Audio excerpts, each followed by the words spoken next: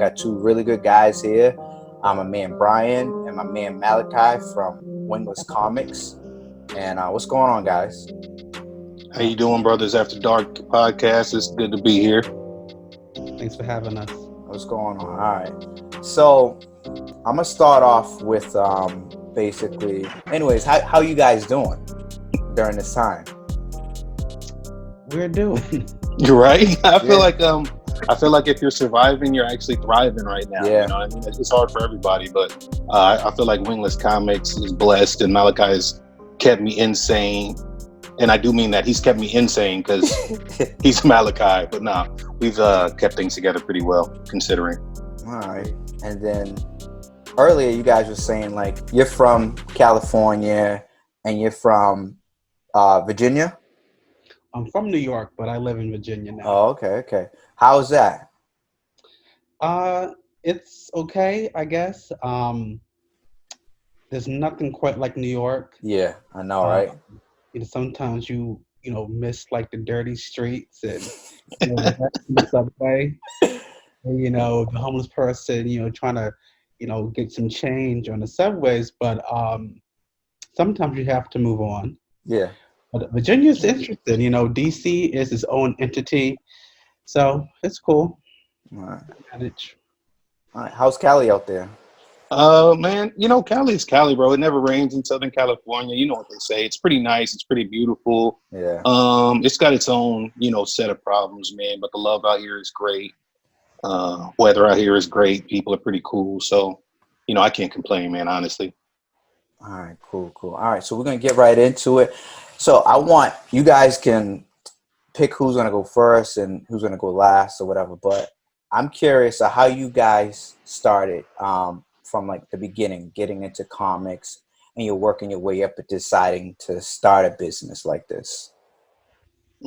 Let's do a storytelling thing, Mal. You'll be able to pick it up. So for me personally, right? Like I've always loved comics. I've said it before. I've written it before.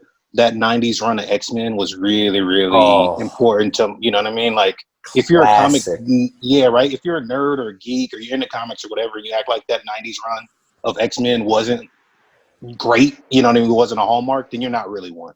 So that popped off.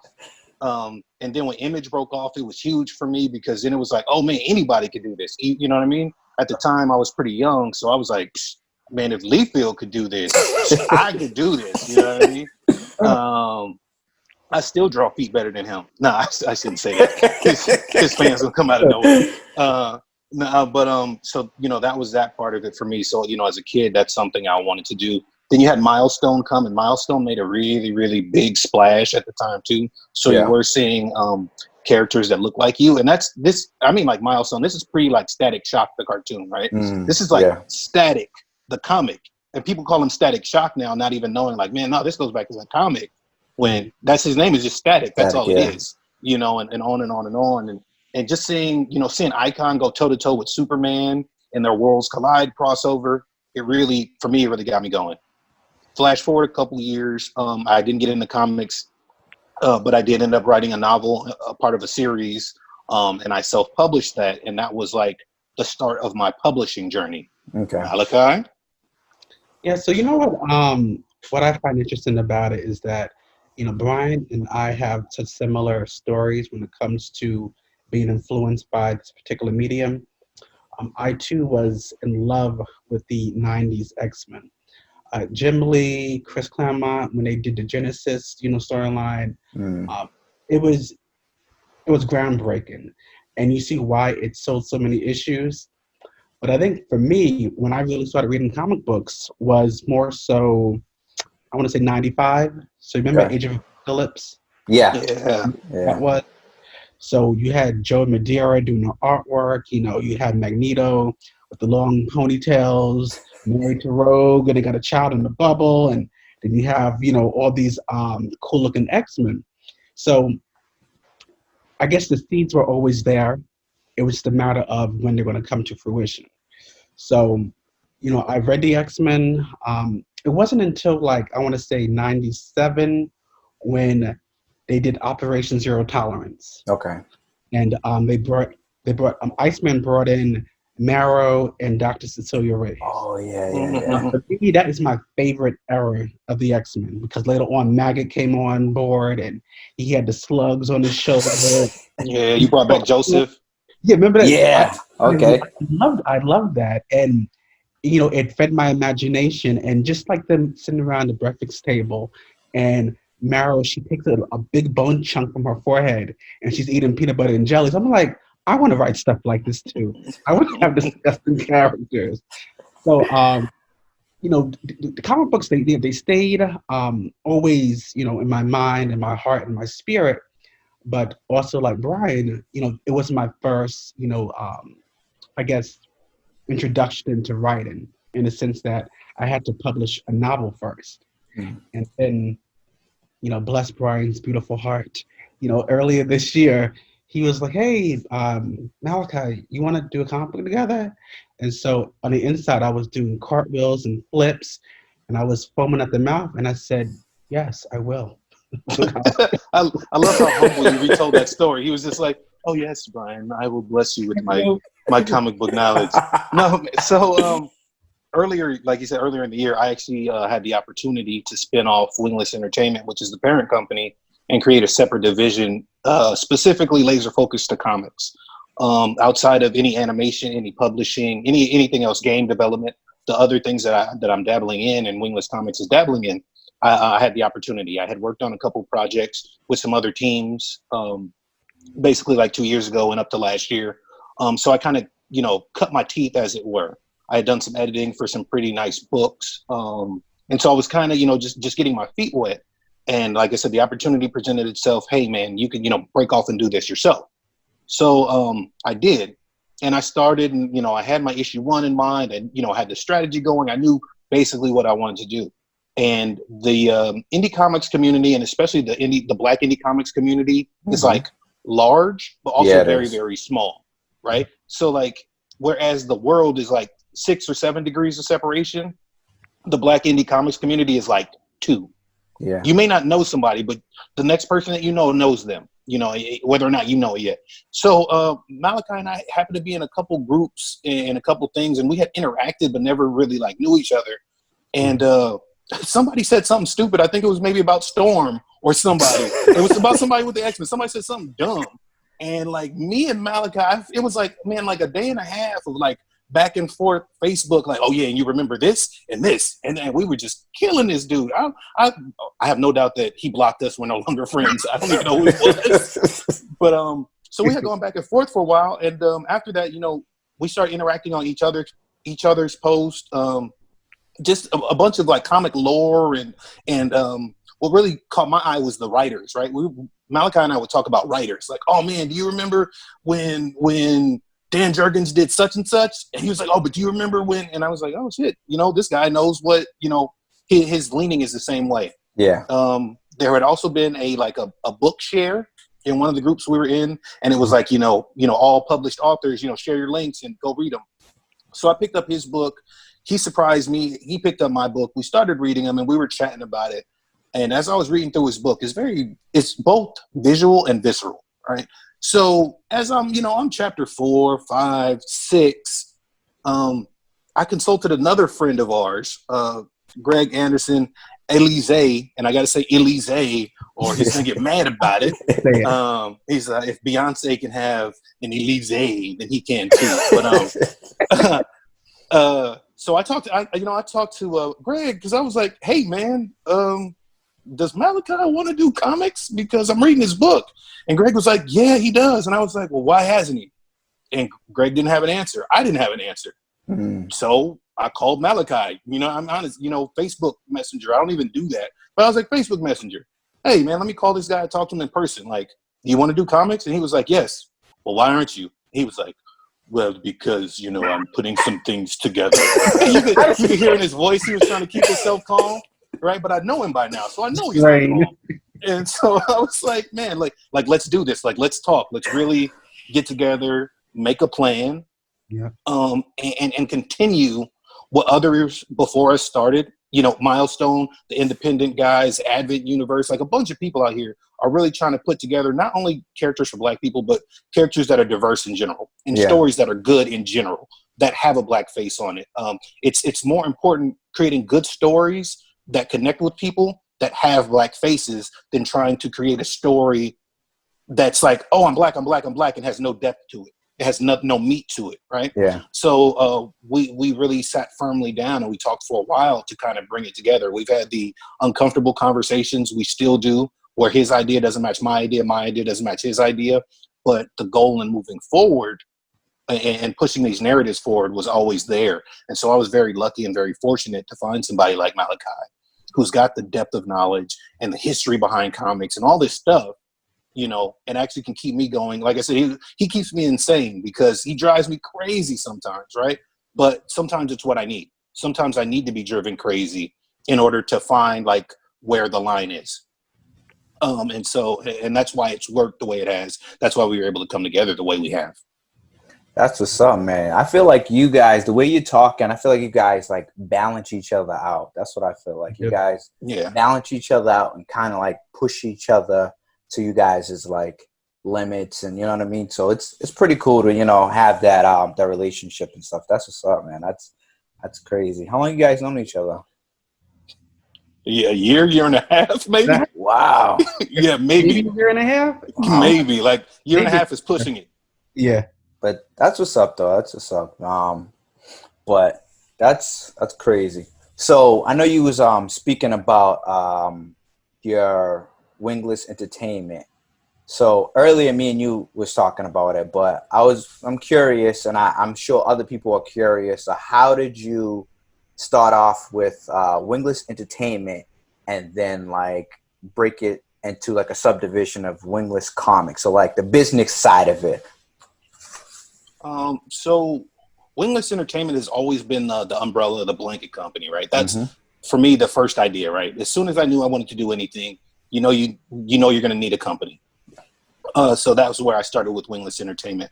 If you go on the website, it says that it's, Wingless Entertainment is about diversity, is about multimedia projects, all these other things. So that's always been the goal of Wingless Entertainment. When I started breaking into divisions, which there are going to be more, there is going to be very soon, there's going to be a Wingless animation division that happens. Very soon there's going to be a Wingless game development. We're working on all of those things. They're in the works. So what I realized is while Wingless has a goal, right? Wingless Entertainment has a goal.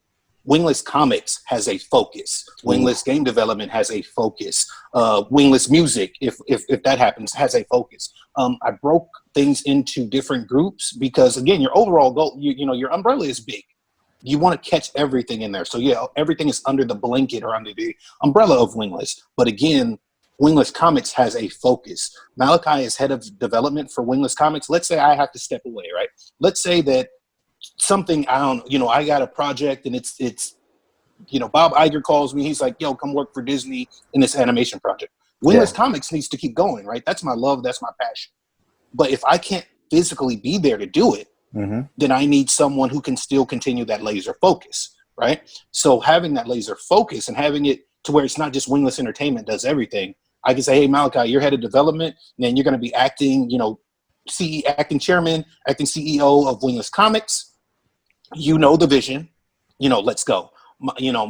The people who I work with Shishio Studios, and they do a lot of music for me. They do some animation stuff for me as well. Nice. So if that comes up, then I can say, okay, hey, Shishio Studios, you guys are taking over as chairpersons of Wingless Animation, on and on. So I can break it into manageable bits and pieces, as opposed to, I think a lot of times that and I know I'm taking up a lot of time, but I think we're still stuck sometimes in feudalism, right?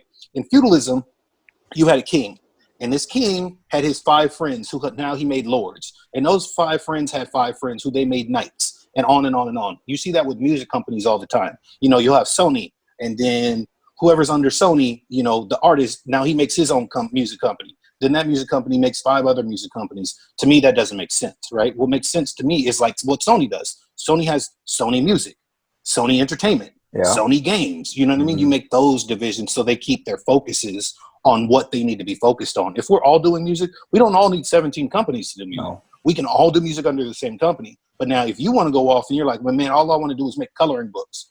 Okay, cool. Then a division of Wingless Comics will be Wingless Coloring.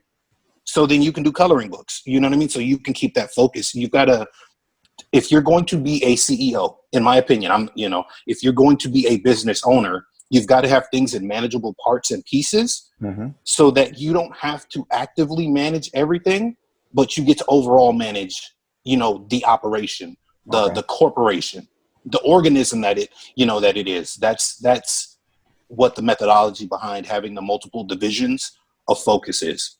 Okay. So when you have Wingless Entertainment, you file that as an LLC? Yes. And then it's actually Wingless Entertainment Limited. Yes. Limited. Okay. So once you do an LLC, what do you do? How do you break it into divisions for like Wingless Comics and animation and all that? So your company is your company, right? So your company structure can be whatever you choose it to be.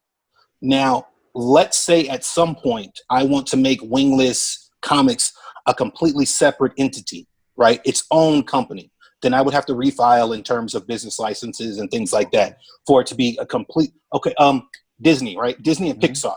When Disney and Pixar first started, Pixar was just owned by Disney. Yeah. So it was a Pixar corporation, but it was like a division of the Walt Disney Corporation. Yeah. Now, when Pixar bought itself out and left, now it's Pixar, right? They had to do their own articles of incorporation. They had to make their own company.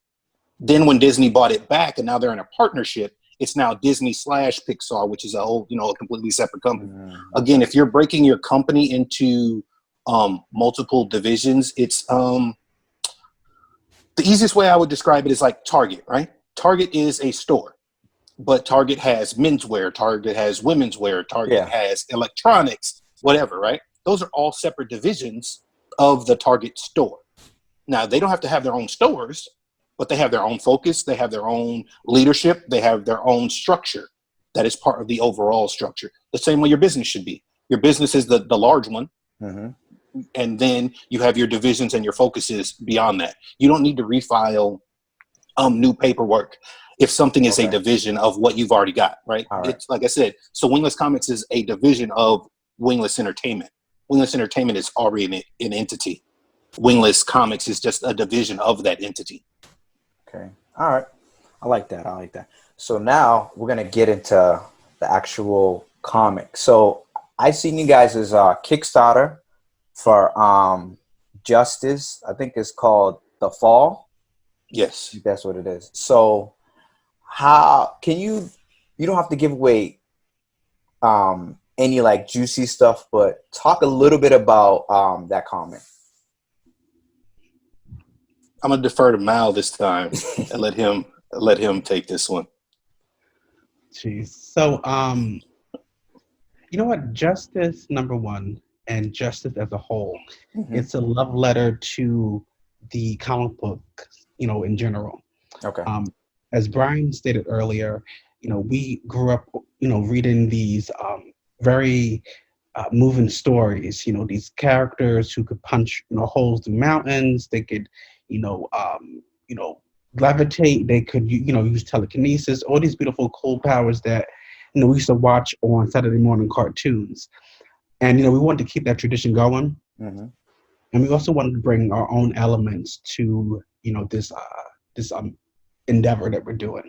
So, Brian has a very religious background. Now, it's not to say that Justice is going to be a religious comic book. It's going to have those overtones, clearly because Justice is an angel. I don't want to go into details as to what kind of angel and you don't have to how he comes to be, but he's just, let's just say he's very old, he's very powerful, and he's going to be a catalyst for a great many things that's going to happen.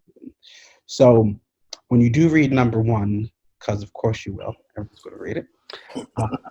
You're going to see just going to get like a tiny taste of what he can do, and you're going to see the threats he's going to have to deal with, and then eventually, we're going to bring in, pretty much his super friends.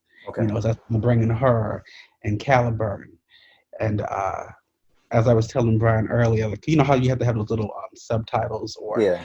the little honorifics. So you have the angel, you have the elemental, and then you're going to have the rogue. Okay. So number one's going to set the stage. All right. Nice. I like it. I like it. So I'm gonna ask each of you guys the same question. So what would you tell somebody if they're listening to this or watching this? What would you tell them, like the first step or a step in the right direction on creating like either your first comic book or a comic book company? Brian? I would say, because I would say I could go on for a year with this. I was trying to give you a second. Research, man. People don't do enough research now, and I mean people. I'm including myself, right? Every day I'm online. I'm looking up something new. I'm looking up, like you said, company structure. How does a lot of times we get caught up in, I don't want to call it celebrity culture, right? But you see it all the time where people are like, well, this is for all my haters and this is for the people that didn't believe in me, right? Yeah. That's the wrong way to go about it in terms of you want to look at the people you want to be. At the stage we are right now, Malachi and I are just starting, and we are very blessed and we're very thankful for all our supporters and all our fans. It's our duty now to look where we need to be. Right? We've accomplished one goal, and even before we had any supporters, just getting it written and getting it done was the first goal. So now we need to look at what companies should we be looking at? Yeah. I need to be looking at Warner Brothers. I need to be looking at Disney. I need to be looking at how the history of how they structured things. There's a lot of conversation in the indie community, obviously, again, of like, oh man, we want to be the new Milestone Comics, or we want to be the new Image Comics. Like, one Milestone, people forget that, like, Reggie Hudlin, Dennis Cowan, Dwayne McDuffie, Michael Davis, like, these dudes had, their body of work before they even started was lengthy.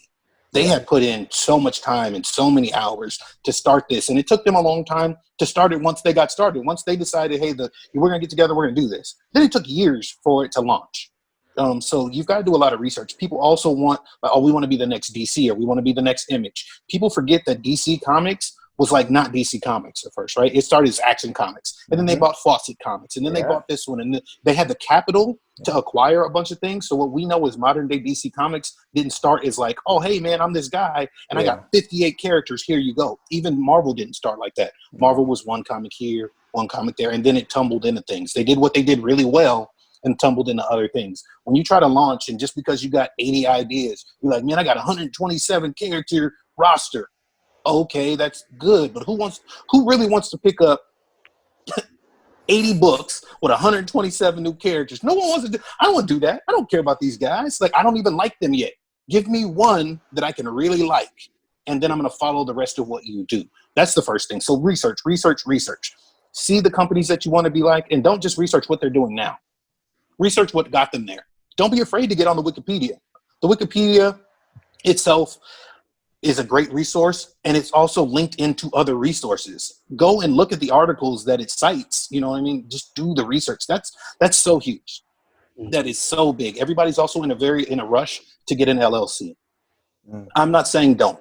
There are definitely benefits to getting it. But again, research why you're getting it. Research which type you're getting. Research which one is the best for your taxes. Research which one is the best for your business, because there are multiple types. Right? So look at all research. Do that before you just, oh, hey man, I got a license, I got a business, I got this. But then if you can't do anything with it, what does it matter?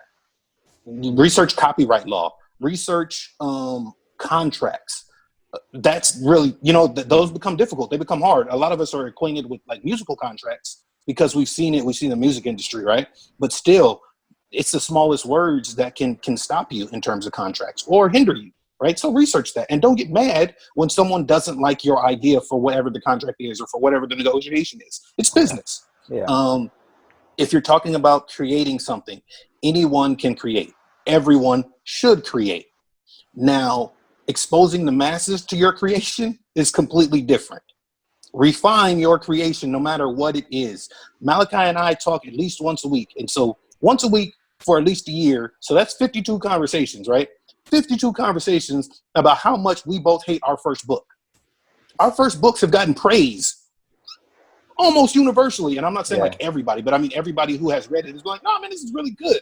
Key and I hate them, right? For different reasons, obviously, than, you know, the casual reader might hate them. Yeah. But what we learned in that is editing is important. Revisions are important. Keeping true to your vision is important. You have to do the research. Again, a lot of people want to put out comics, and comics are visual medium. And it's not really difficult to find a talented artist because there are so many talented artists out there. They are just, oh man, there's such great illustrators out there and colorists and on and on and on. And there are a lot of people with good ideas, good creative people, but they are not writers. A lot of times writers don't put as much time into their craft as, let's say, your artist does. But you need to. You've got to put the time into learning story arcs, learning archetypes, researching other people's writing. You can't just read something and go, oh, I know how to do this now. No. You have to know the rule behind it in order to break the rule.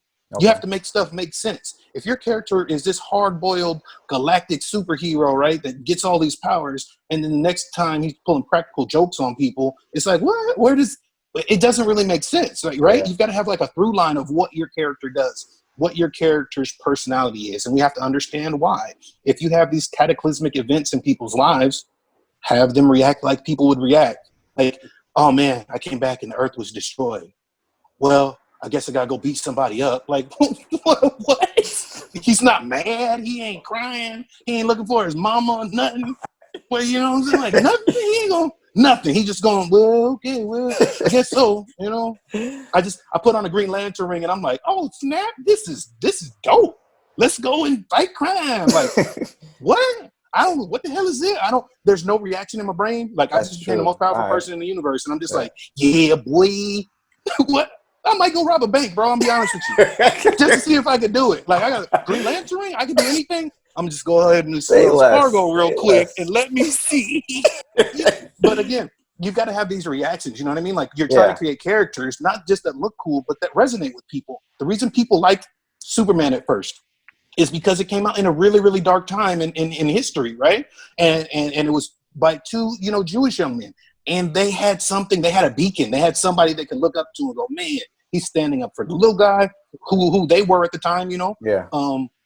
Historically, he's standing up for the little guy. He's fighting crime. He's doing all these cool things. You know, he's just this real, you know, he lifted a car over his head. He could fight the fights that they could not, right? He could win those battles.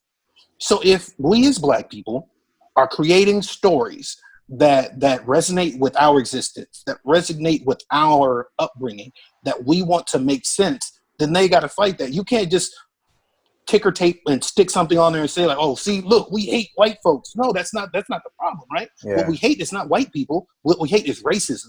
What we hate is systematic oppression. Mm-hmm. So don't just put a white face on a villain, right? You put the face of evil on that villain. You give that villain, whatever color they may be, whoever they may be, the traits that you are fighting against. And you have your hero fight against those traits because that's what you want to resonate with your audience.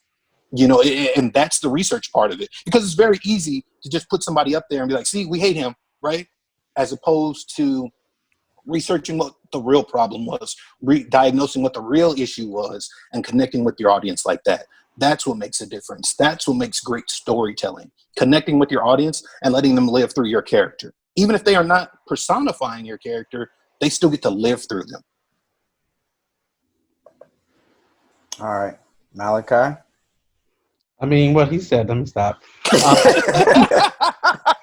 I do want to piggyback on what Brian said in regards to research. Now, when I wrote my first book, you know, when I wrote her back in 2016, you know, granted, I wasn't crazy with the editing, you know, portion of it when I was finished, but I enjoyed doing the research. I spent a small fortune at Barnes & Noble because I knew that even though I've been writing for the better part of 20 years, I still want to come across as, okay, I know what I'm doing. So that means I need to get writing reference books. So I need to find out about the hero's journey. Mm-hmm. I need to figure out, okay, how many acts will be in this book? You know, plot, you know, dialogue. Do they sound realistic? You know, what kind of threats do I want to deal with? Is it going to be the masculine or the feminine journey when it comes to writing this character? So research is important. It's actually fun. Brian could tell you, like, I was watching the classic Witches movie yesterday with Angelica Houston, and it was my first time watching it, and it immediately drew me in when they were discussing, like, you could tell which, because she's scratching under her wig, and just go on with that. But it was enchanting, because now I'm thinking, okay, I want to take some of these elements and put it in my own writing, in my own character, development. So research doesn't have to be, it doesn't have to be a hard process. It could be fun, it could be educational, but also when you're doing this, you have to ask yourself this question: is this something I want to do? Do I want to be a writer? Yep.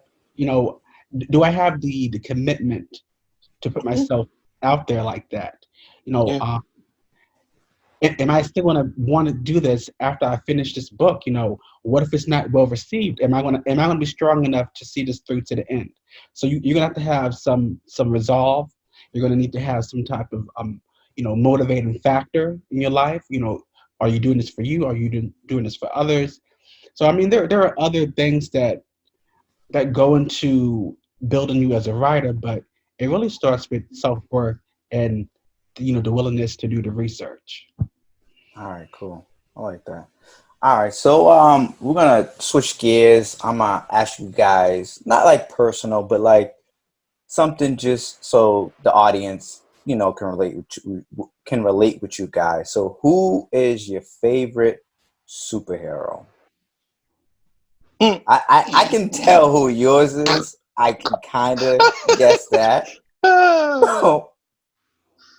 Malachi, you want to surprise the entire audience with? Yeah, I kind of figured that. Aurora Monroe. I kind of figured that one. And I was telling some friends recently, I love Storm, but I love her because her is mine. This is my baby. Yeah. But before there was a her, there was Storm. Since 1992, the shoulder pads and that big hair, light gold earrings and those little boots. I mean, how could I not fall in love? Yeah. My favorite until I die. All right, Brian. I'm a Batman guy, man. Yeah. 100%. Yeah. If you notice, or when you see the comics and when they read the comics, it's always Brian Bats J Lambert, and it's as long as I can remember. No doubt.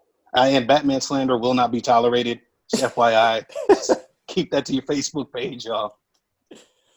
All right. Any last words you guys want to say to the audience? Anything? You don't have to. I got some, but Mal, you go first, man, because I'm long-winded. Are you? Adam.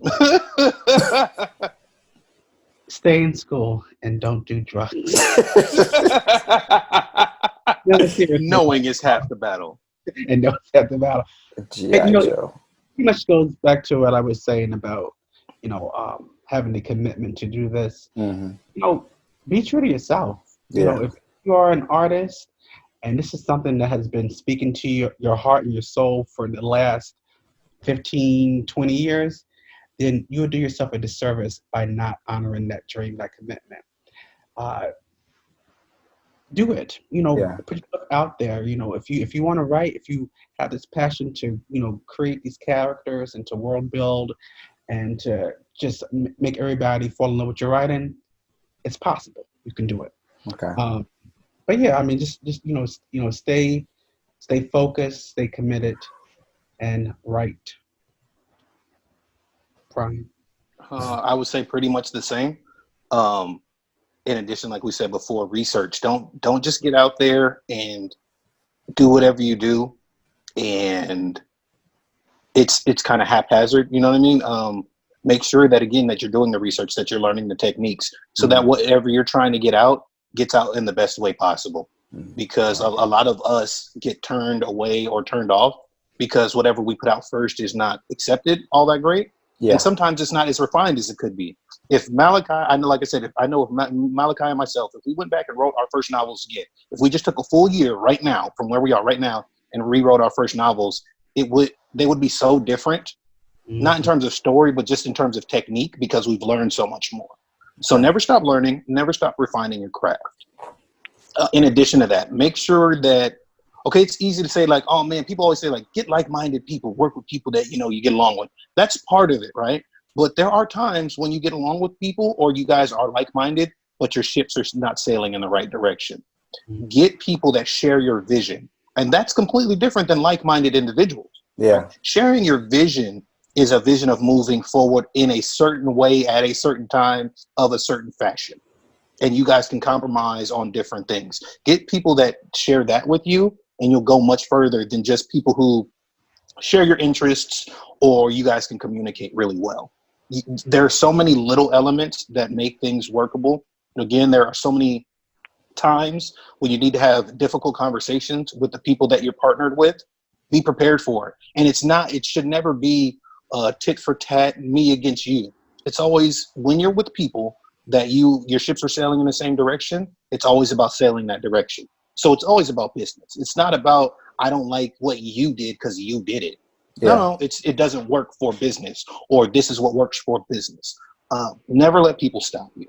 You're always going to have people, and they are likely the loudest, that are going to say that you can't do it or try to instill that little bit of doubt in you. But there are so many people that sometimes you never even know. Obviously, your mom loves you. You know your auntie's going to do it. We know the ones there, right? And so not to discount them, but we feel like they're obligated to love us, right? As crazy as it's going to sound, look, be Aisha Curry, man. Be out there like, oh yeah, I got Steph and Steph loves me, but I want all these other people to love me too. Be that person. Be that person that strives to not only have the people that love you, but the other people that are not yet aware of you love you for your craft. Make your craft, like I said, so it resonates with them. Don't let anybody stop you. Again, a year ago, I wouldn't be here. A year and a half ago, I didn't know Malachi. A year ago, 2 or 3 years ago, both of us were publishing novels. Now we're doing comics. Never let someone else's limited vision of you preclude your own vision of yourself. Make it happen and work for it. Get laser focused on it. That doesn't mean you have to do, I hate when people, I wake up at 4 o'clock, rich people, right? I wake up at 4 o'clock in the morning, I go work out, and then I do 9 business deals, and then I don't go to sleep till midnight. Well, yeah, you're rich. You can do that, bro. I would do that too. But I'm not, right? I have 9 to 5. So I have to maximize my time. Maximize your time. Take the rests that you need. Take the breaks that you need. Read a book. Listen to music. Learn. You can learn how to write from music. You can learn how to write from art. You can learn vice versa. You know what I mean? Continue to learn. Continue to grow. Dissect what you're watching. If you're watching a movie, dissect it as an artist, as a writer, as an author. Take every little piece that you can. Learn every little thing that you can. Listen to people. And again, don't let anybody stop you. It doesn't matter if you guys were best friends yesterday. It doesn't matter if you guys said, we're going to make a 3-picture deal and we're going to do this. It doesn't matter. If you have an idea that you're focused on, that you're dedicated to, that you are working towards, that you are studying for, and you are trying hard to accomplish, don't let anyone stop you. And just keep pushing, man, honestly.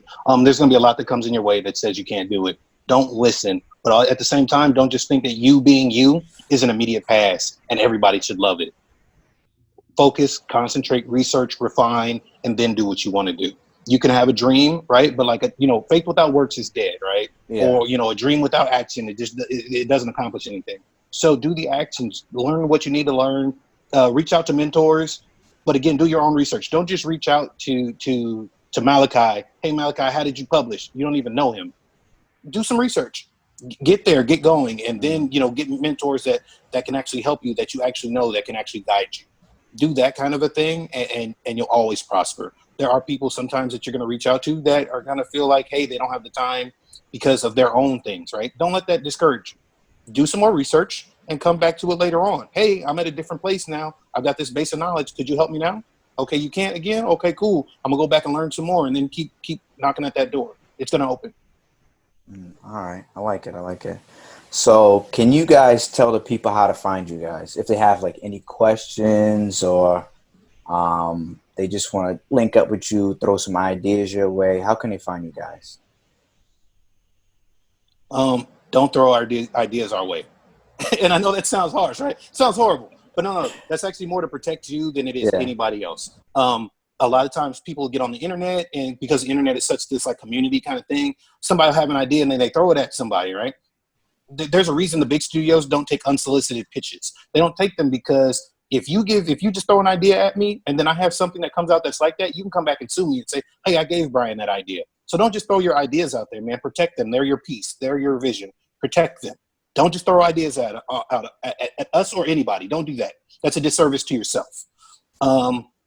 Again, if you're looking for mentors, if you're looking for people to help, you can ask, but don't be afraid for people, and don't be shocked when people say, hey, mentoring is a paid service. Consulting is a paid service. These are things that are our life's blood, as creators.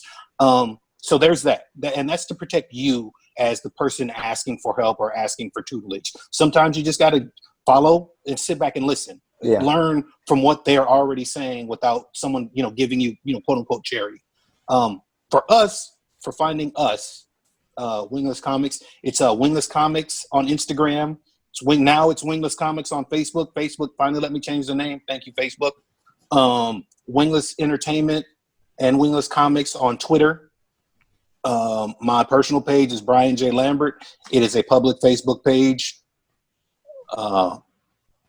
Wingless Entertainment, www.winglessent.com.